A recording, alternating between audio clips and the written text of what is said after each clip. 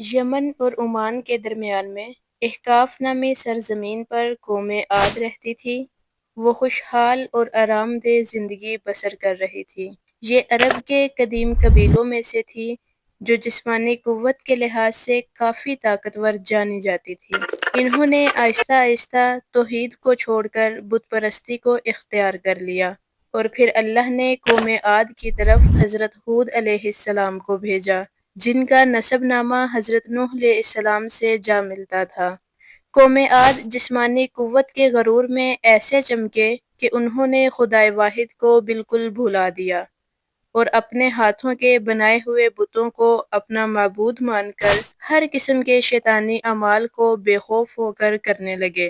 حضرت ہود علیہ السلام نے اپنی قوم کو اللہ تعالیٰ کی توحید اور اس کی عبادت کی طرف دعوت دی اور لوگوں پر ظلم کرنے سے منع فرمایا، مگر قوم عاد نے ایک نہ مانی اور ان کو سختی کے ساتھ جھٹلایا اور غرور و تکبر کرنے لگے۔